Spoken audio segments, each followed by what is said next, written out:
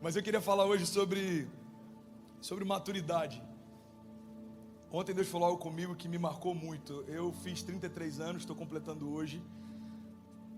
Eu confesso que parece que foi muito rápido, passa muito rápido. Alguém tem a impressão que o tempo passa muito rápido?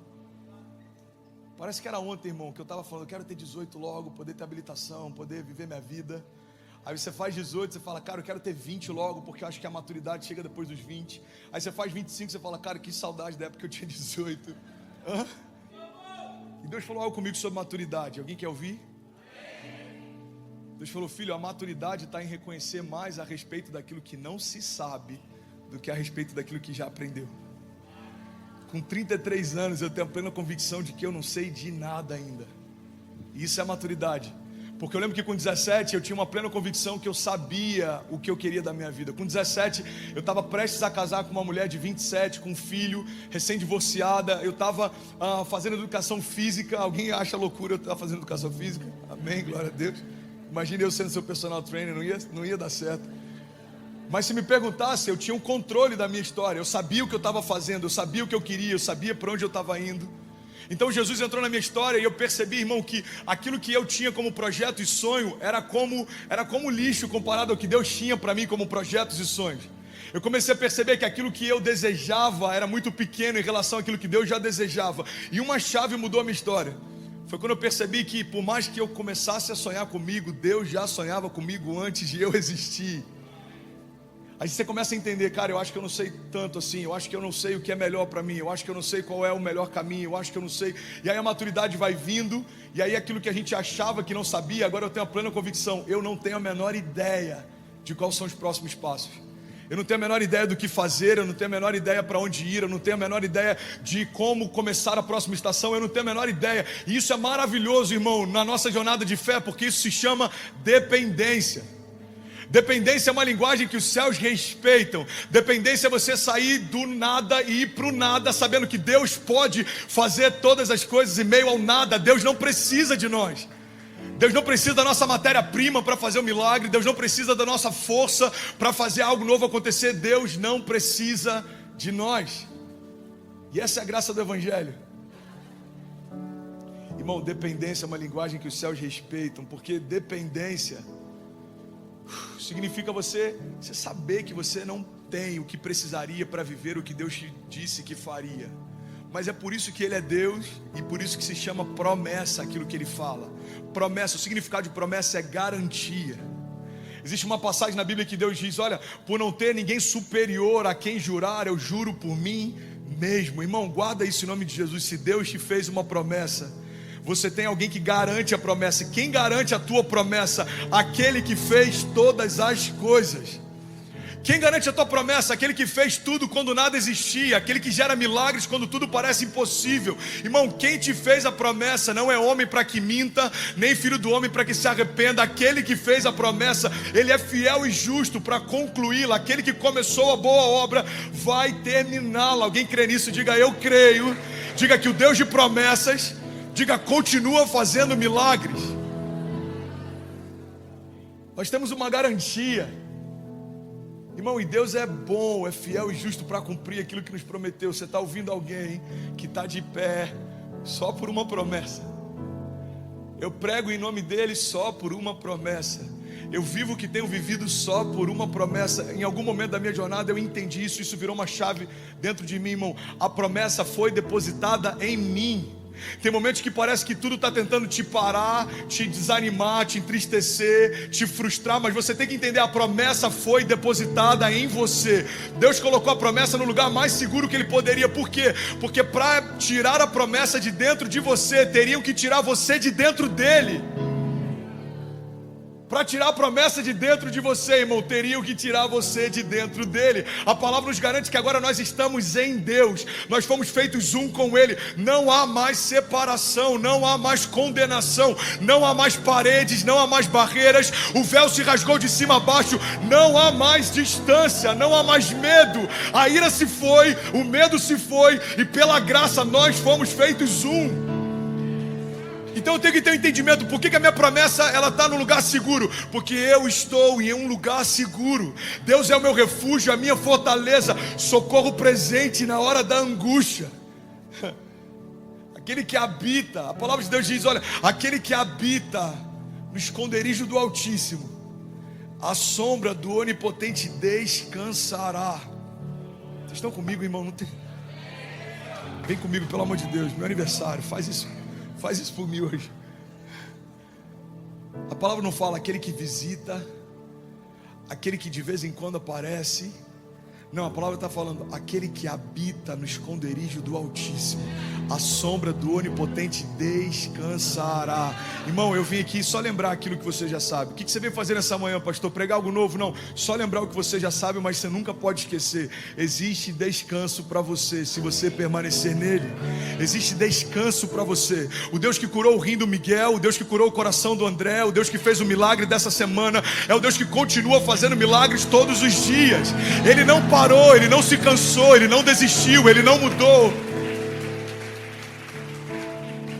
Dependência, irmão, dependência. Tem uma frase do pastor Drummond Lacerda que eu sou apaixonado. Ele diz: a plenitude de Deus está esperando você crescer. A questão não é mais se Deus pode, nós já sabemos que Ele pode. A questão é se você confia que Ele vai fazer. A questão não é se Deus deseja, nós já sabemos que Ele deseja. A questão é se você deseja tanto quanto Ele, aquilo que Ele vai fazer. Pessoas me perguntam: pastor, você acha que Deus deseja me curar? Olha para Jesus, é a resposta dele para você. Se existia alguma dúvida a respeito do amor de Deus por nós, todas as dúvidas foram respondidas através do silêncio de Jesus naquela cruz. Como uma ovelha foi levada ao matadouro, sem que tivesse cometido nenhum pecado, levou sobre si os nossos pecados. Aquele que não cometeu pecado se fez pecado por nós, para que nós fôssemos feitos justiça de Deus. André, você crê que Deus pode me curar? Olha para Jesus, Ele se fez doente para você ser sarado. Você crê que Deus pode me prosperar? Olha para Jesus, irmão, Ele se despiu de toda a glória para você ser revestido dela. Você crê que Deus pode me libertar? Pornografia, medo, ansiedade, depressão, pensamentos de morte. Irmão, o único Filho de Deus se fez homem para que todos os homens fossem feitos filhos de Deus. Essa é a mensagem que a gente carrega. A maturidade é entender que o maior exagero do Evangelho não é o milagre da casa própria, embora ele vai acontecer. Alguém crê nisso? Diga amém. O maior milagre do Evangelho não é darmos testemunhos que estávamos falidos e Deus nos prosperou, que andávamos de ônibus e agora temos 3 carros importados. Irmão, isso é como nada se comparado ao maior milagre do Evangelho. O maior milagre do Evangelho é Deus pegar um escravo e chamar de filho. É Deus pegar alguém que estava sujo, colocar novas vestes e se assentar junto com ele na sua mesa. Esse é o maior milagre do Evangelho, é um novo começo, é uma nova história. Por isso que eu não me canso de pregar, irmão, com o máximo que eu posso, sempre que eu posso, porque eu sei quanto vale o novo começo. Eu lembro de onde Jesus me tirou. Eu lembro o inferno que eu estava quando Ele me disse: eu ainda amo você, eu ainda quero você, eu ainda sonho com você. Alguém lembra onde você estava? Eu lembro onde eu estava, irmão. Eu lembro onde eu estava, e por isso que eu não consigo parar de falar sobre o amor dele, porque é constrangedor. Irmão, a gente nasceu para isso, nós fomos formados para isso, e não tem outro lugar que faça mais sentido para a gente estar, senão na presença dele. Você foi chamado por Deus para viver algo eterno.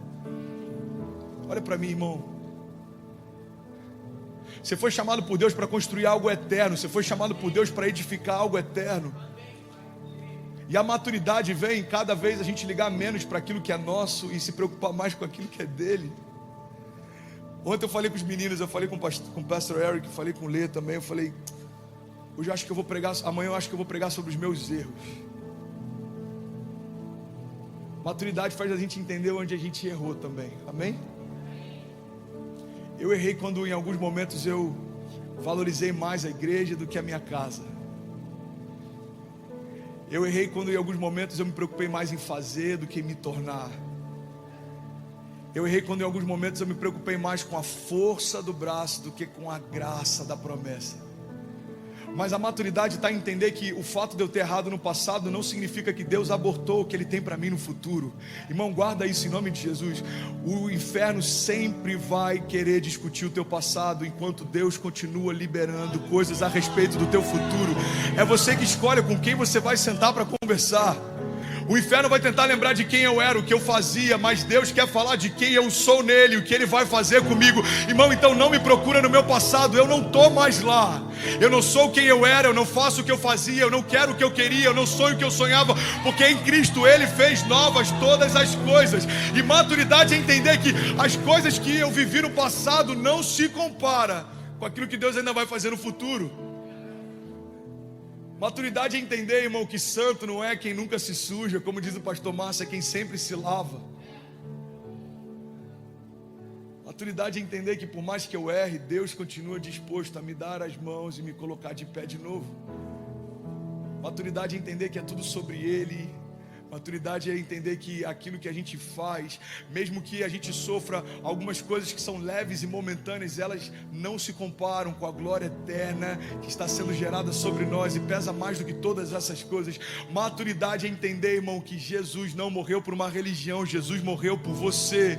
Maturidade é entender que o poder do sangue de Jesus é superior a qualquer poder e autoridade na terra ou debaixo da terra. Maturidade é entender que o nome de Jesus não é um jargão evangélico, ou uma frase de impacto, ou uma frase colada no para-brisa de um carro, ou no para-choque de um avião. Jesus é o nome sobre todo nome. E quando a minha boca se abre e esse nome é liberado, irmão, poder de ressurreição é liberado também.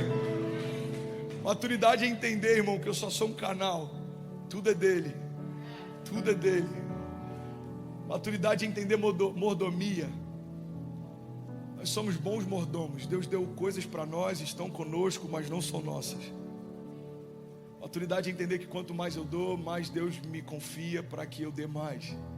Maturidade, como Bill Johnson diz, é entender que quando nós damos tudo para Deus, Ele nos dá mais para ofertarmos ainda mais. Tem alguém que está comigo ainda nessa manhã, pelo amor de Deus? Eu avisei que eu não queria pregar hoje, eu só queria chorar hoje. Eu não tenho nenhuma grande palavra, nenhuma grande mensagem, eu não tenho nenhuma chave bem organizada, nenhum tópico, mas eu queria de verdade compartilhar com vocês. 33 anos está me fazendo pensar muito sobre aquilo que eu ainda não sei, aquilo que eu ainda não vivi, aquilo que eu ainda não toquei, os milagres que eu ainda não presenciei. Sabe, eu me orgulho, eu me alegro, acho que esse termo faz mais sentido, eu me alegro em ver tudo que Deus fez até aqui. Mas me constrange saber que existem milagres que eu ainda não vivi. Eu ainda não vi mortos ressuscitando pessoalmente. Eu quero ver, alguém aqui quer ver? Eu já vi olhos se abrindo, eu já vi pessoas paralíticas se levantando, eu já vi rins sendo reconstruídos, eu já vi surdos ouvindo, eu já vi, alguém que já viu isso? Mas Deus me garante que existe mais, eu quero mais de Deus, eu quero mais de Deus. To be free, so I'll cherish every moment, every day, for your love has lit my path in everywhere.